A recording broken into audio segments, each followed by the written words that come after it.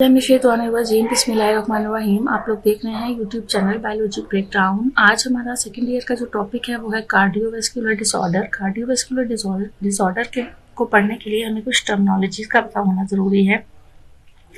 तो पहले हम ये देखते हैं कि कार्डियोवैस्कुलर डिसऑर्डर्स होते क्या हैं। ये वो डिजीज़ होती हैं जो कि हार्ट में या हार्ट से मुंसलिक जितनी भी ब्लड वेसल्स होती हैं उनमें हो जाती हैं, और इन डिजीज़ की वजह से, इन बीमारियों की वजह से अर्ली डेथ भी कॉज हो जाती है। अब हम टर्मिनोलॉजीज़ को पढ़ते हैं। उनमें सबसे पहली टर्मिनोलॉजी है थ्रोम्बोसिस। थ्रोम्बोसिस एक ऐसा फिनोमेना होता है, एक ऐसा प्रोसीजर होता है जिसमें क्लॉटेड मैस यानी ब्लड जो है वो जमना शुरू हो जाता है। ब्लड क्लॉट की फॉर्म में जो है वो इख्तियार कर लेता है। ब्लड कहाँ पर, वेसल्स के अंदर या फिर हार्ट के किसी चैम्बर के अंदर, और इस फिनोमेना को हम थ्रोम्बोसिस कहते हैं। अगर ये क्लॉटेड मैस ब्लड का क्लॉटेड मैस है, यानी खून जो है वो किसी जगह पर क्लॉट हो गया है, जम गया है किसी वेसल्स के अंदर या हार्ट के अंदर, तो उस ब्लड मैस को, उस क्लॉटेड मैस को हम थ्रोम्बस कहते हैं। अब एक और टर्मिनोलॉजी है वो है एम्बोलिज्म।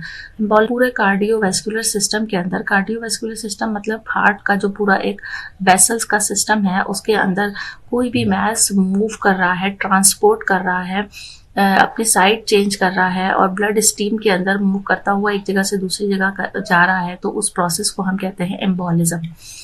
एम्बोलिज्म के अंदर जो एम्बोलस होता है, यानी वो चीज़ जो कि मूव कर रही है, वो इंट्रावेस्कुलर डिसऑर्डर के अंदर डिटैच होकर, यानी वो पार्ट जो है वो सॉलिड भी हो सकता है, लिक्विड भी हो सकता है और गैस फॉर्म में भी हो सकता है। तो सॉलिड, लिक्विड, गैस फॉर्म में किसी भी फॉर्म में अगर मैस जो है वो किसी और जगह से डिटैच होकर किसी और वेसल्स में या हार्ट में या किसी और प्लेस पर जो है वो पहुंच गया है, उसने अपनी साइड चेंज कर ली है, एक पॉइंट से, एक ओरिजिन से दूसरे ओरिजिन पे चला गया है, तो उस फिनोमिना को हम कहते हैं एम्बोलिज्म। ये जो एम्बोलाई हैं, इसमें 99% जो है वो एम्बोलाई ऐसे होते हैं जो कि थ्रोम्बाई होते हैं, यानी डिसलॉजमेंट of thrombi.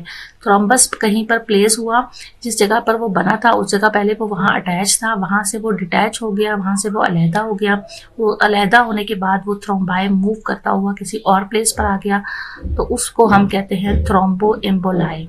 Thrombus and embolus cause death. Thrombus की वजह से भी और एम्बोलस की वजह से भी डेथ कॉज हो सकती है, डेथ का, मौत का सबब बन सकता है। थ्रोम्बस में क्या आपको, और एम्बोलस में क्या आपको फर्क नजर आया? थ्रोम्बस वो मैस होता है जो कि किसी भी जगह पर को ब्लॉक कर देता है, वहाँ मौजूद होता है, वहाँ ब्लॉकेज करके रखता है, और एम्बोलस वो मैस होता है जो कि मूव कर रहा होता है ब्लड वेसल्स के अंदर, हार्ट के अंदर उसकी मूवमेंट हो रही होती है, और उसकी मूवमेंट की वजह से वो किसी और जगह जाकर जो है वो ब्लॉकेज कर सकता है, तो उसको हम कहते हैं एम्बोलस। नेक्स्ट जो हमारा टॉपिक है वो है हार्ट प्रॉब्लम। हार्ट प्रॉब्लम में हम जो कार्डियोवैस्कुलर डिजीजेस हैं उनको पढ़ेंगे कि कार्डियोवैस्कुलर डिजीजेस कौन कौन सी होती हैं, जिसमें एक एथीरोस्क्लेरोसिस और एक आर्टेरियोस्क्लेरोसिस होती है। एथीरोस्क्लेरोसिस और आर्टेरियोस्क्लेरोसिस में हम डिफरेंस देखते हैं। सबसे पहले हम देखते हैं एथीरोस्क्लेरोसिस होता क्या है। एथीरोस्क्लेरोसिस एक ऐसी डेपोजिशन होती है प्लाक की जो कि कोलेस्ट्रॉल के जमा होने की वजह से होती है, यानी कोलेस्ट्रॉल अगर डिपॉजिट हो जाए किसी जगह पर, प्लाक की फॉर्म में जमा हो जाए आर्टरीज के अंदर, और आर्टरीज को जो ल्यूमन पार्ट होता है उसको नैरो कर देता है, उसको तंग कर देता है, उस पर से ब्लड के गुजरने की जगह कम रह जाती है, तो उस प्रोसेस को हम, या उस डिजीज को हम एथीरोस्क्लेरोसिस कहते हैं। और अगर इसी एथीरोस्क्लेरोसिस यानी कोलेस्ट्रॉल डिपॉजिट की जगह पर फाइबर्स अटैच होना शुरू हो जाते हैं, फाइबर डिपॉजिट होना शुरू हो जाते हैं, इकट्ठे होना शुरू हो जाते हैं इस कोलेस्ट्रॉल के ऊपर, और उसकी वजह से वहाँ पर जो है वो एक हार्ड किस्म का एक मैस बन जाता है, कैल्सीफाई हो जाता है, वो बहुत सख्त हो जाती है वो जगह, तो उसको हम कहते हैं आर्टेरियोस्क्लेरोसिस। जब प्लाक जो है वो पहले थ्रोम्बस बनता है, जैसे अभी हमने पहले पढ़ा कि ब्लड के अंदर जो है वो ब्लड जो है वो क्लॉट की शक्ल में इकट्ठा हो जाता है, सॉलिड, लिक्विड, किसी भी गैस की शक्ल में, तो प्लाक जो है वो पहले थ्रोम्बस बनता है, और बाद में जब वो डिटैच हो जाता है, वहाँ से किसी और प्लेस पे जाने लगता है, तो वो एम्बोलस बन जाता है। जो मेजर फैक्टर हैं इसके एथीरोस्क्लेरोसिस और आर्टेरियोस्क्लेरोसिस के, उसमें हाइपर कोलेस्ट्रोमिया है, हाइपोलाइपिडीमिया है, यानी अगर लिपिड बहुत ज़्यादा क्वांटिटी में मौजूद है, या कोलेस्ट्रॉल बहुत ज़्यादा क्वांटिटी में मौजूद है तो वो ब्लड के वेसल्स के अंदर जाके जमना शुरू हो जाता है। हाइपरटेंशन की वजह से भी हो सकता है, ये सिगरेट स्मोकिंग की वजह से भी हो सकता है, डायबिटीज़ मेलाइटस की वजह से भी हो सकते हैं। और इसके मेजर रिस्क फैक्टर्स क्या होते हैं? इंक्रीजिंग एज में भी जो है वो ये प्रॉब्लम होता है, लैक ऑफ एक्सरसाइज, कम एक्सरसाइज करने की वजह से, और स्ट्रेसफुल कॉम्पिटिटिव लाइफ और ओबेसिटी की वजह से भी ये प्रॉब्लम हो सकते हैं। हमारा टॉपिक है वो stages of cardiovascular disease development. अगर ये कार्डियोवैस्कुलर डिजीज़ हो गई है तो उसकी स्टेजेस क्या होती हैं? तो उसकी स्टेजेस में सबसे पहली स्टेज होती है एंजाइना पेक्टोरस, उसके बाद हार्ट अटैक और फिर हार्ट फेलियर। एंजाइना पेक्टोरस में एथेरोस्क्लेरोसिस, जिसके बारे में हमने पहले पढ़ा कि कोलेस्ट्रॉल का जो क्लॉट है वो बनना शुरू हो जाता है किसी भी वेसल्स के अंदर या ब्लड या हार्ट के अंदर।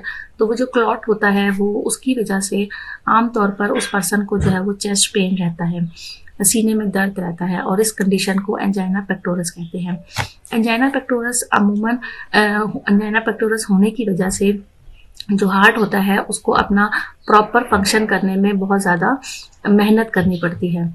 और angina is a single that part of the heart is not receiving sufficient supply of oxygen. और ये एक ऐसा सिग्नल है, एंजाइना एक ऐसा सिग्नल होता है जिसमें हार्ट जो है वो बता रहा होता है कि मुझे मुकम्मल तौर पर ऑक्सीजन की सप्लाई नहीं मिल रही है, and that part of the heart attack could occur in future. और फ्यूचर में, मुस्तकबिल में जो है वो हार्ट अटैक का वजह बन सकती है। हार्ट अटैक में क्या होता है? Many heart attacks occurs without warning. बहुत सारे हार्ट अटैक बगैर किसी वार्निंग के होते हैं, यानी ज़रूरी नहीं है कि किसी भी शख्स को एंजाइना का पेन हो रहा होता है या उसको जो है वो फील हो रहा होता है कि मुझे कोई ऑक्सीजन मुकम्मल तौर पर नहीं मिल रही है। ये अचानक से हो सकते हैं। अ ब्लड क्लॉट में कम्प्लीटली ब्लॉक अ कोरोनरी आर्टरी। और उसमें इस हार्ट अटैक के में होता क्या है कि ब्लड का जो क्लॉट होता है वो किसी भी कोरोनरी आर्टरी को मुकम्मल तौर पर ब्लॉक कर देता है, और एथेरोस्क्लेरोसिस में reach a critical level causing massive damage to the heart muscle.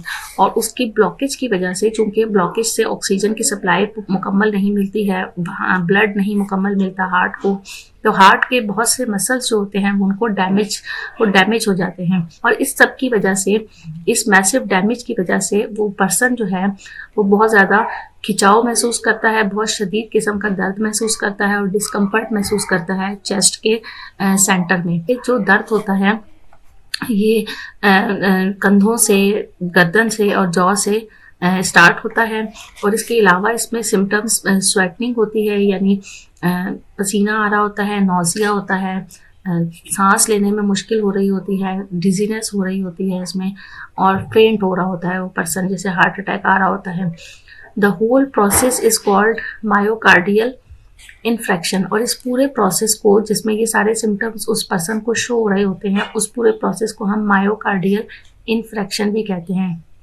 अगर कोई पर्सन हार्ट अटैक के बाद सर्वाइव कर गया है तो वहाँ पर उसके जो डैमेज्ड मसल्स हैं हार्ट के, वो दोबारा से रिप्लेस नहीं होते हैं, इसलिए क्योंकि जो कार्डियक मसल्स होते हैं वो डिवाइड नहीं होते हैं, उनमें ये एबिलिटी नहीं होती है कि वो दोबारा से, जैसे स्किन के मसल हैं वो दोबारा से डिवाइड होकर दोबारा से फॉर्म कर लेते हैं स्किन या जो भी इंजरी होती है, लेकिन जो हार्ट के मसल्स, कार्डियक मसल्स होते हैं, उनमें ये एबिलिटी होती है कि वो दोबारा डिवाइड नहीं होती है। लिहाजा वो पर्सन जिसके हार्ट मसल्स जो है वो डैमेज हुए हैं, वहाँ पर स्कार टिश्यूज़ फॉर्म होना शुरू हो जाते हैं, और ये स्कार टिश्यूज़ जो हैं वो कॉन्ट्रैक्ट नहीं होते हैं, और जो कि एबिलिटी हार्ट मसल्स की होती है, ये कार्डियक मसल्स की होती है, और इसके नतीजे में जो डैमेज हुआ होता है वो परमानेंटली रहता है, और परमानेंटली उसका जो हार्ट होता है वो वीक हो जाता है। अब हार्ट फेलियर क्या है? Congestive heart failure is inability of heart to pump all the blood coming to it. Congestive heart failure होता है कि उसमें हार्ट पंप करना बिल्कुल जो है वो छोड़ देता है, उसमें ये एबिलिटी बिल्कुल नहीं रहती है कि वो हार्ट जो है वो ब्लड को पंप करे। यानी हार्ट के पास जो वेनस रिटर्न आ रहा होता है, वेनस के ज़रिए से, वेन्स के ज़रिए से जो ब्लड वापस आ रहा होता है, वो उसको उतना ही वापस रिटर्न बॉडी को नहीं भेज सकता है, ये जिसकी वजह से हम उसे कहते हैं कि ये हार्ट फेलियर है, यानी हार्ट अपना फंक्शन प्रॉपर नहीं करता। फिर नेक्स्ट जो है वो है congenital heart problem. Congenital heart problems में जो एम्ब्रियोनिक डेवलपमेंट होती है, यानी जब जिस वक्त बेबी डेवलप हो रहा होता है उस टाइम पर अगर कोई एबनॉर्मेलिटीज़ पैदा हो जाती हैं तो उसको हम कहते हैं कंजेनाइटल हार्ट प्रॉब्लम्स। ये मेल फंक्शंस की वजह से भी होती है। कार्डियक वॉल्व्स जिसमें प्रॉपर तौर पर काम नहीं कर रहे होते हैं, जिन्हें हम वैल्वुलर स्टेनोसिस कहते हैं। ये वो टॉपिक थे जिसमें हमने आज जो है वो पढ़ा कि स्टेजेस क्या होती हैं कार्डियोवैस्कुलर डिजीज़ की, और इसके साथ साथ हमने पढ़ा कि कार्डियोवैस्कुलर डिसऑर्डर्स किस वजह से होते हैं, क्या चीज़ फॉर्म होती है जिसकी वजह से ये कार्डियोवैस्कुलर या जो हार्ट है वो अपना फंक्शन सही तरह से प्रॉपर नहीं कर सकता। तो साथ रहिएगा इस यूट्यूब चैनल बायोलॉजी ब्रेकडाउन पर। अपना बहुत ख्याल रखिएगा। अल्लाह हाफिज़।